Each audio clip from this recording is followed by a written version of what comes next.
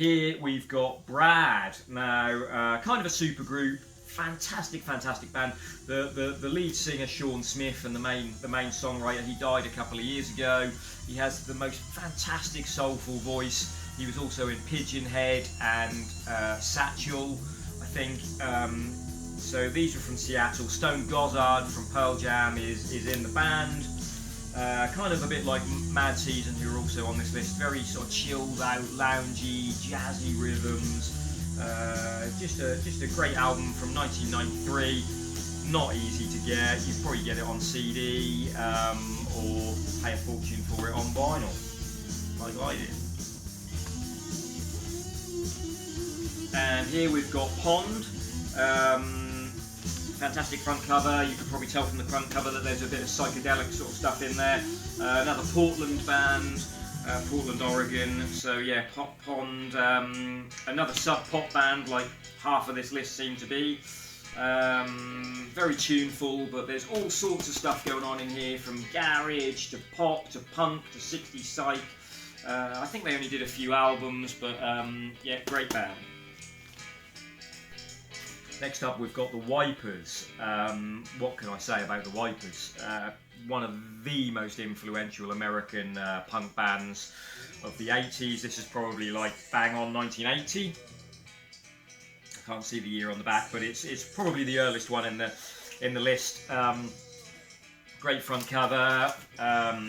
Is This Real? It's their first album, and yeah, just hugely influential punk band. Tuneful, political, just brilliant. Next up, from Portland, Oregon, is the amazing Dead Moon.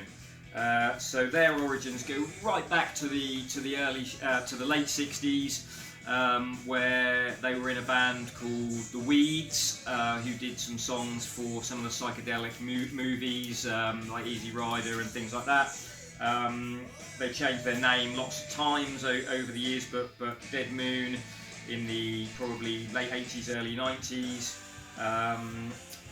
Fred Cole and Tootie Cole, husband and wife, just DIY garage rock, just brilliant, straightforward, but just absolutely brilliant, really influential. Lots of grunge bands have covered their stuff. Pearl Jam covers their songs, and yeah, brilliant album, and all their albums brilliant.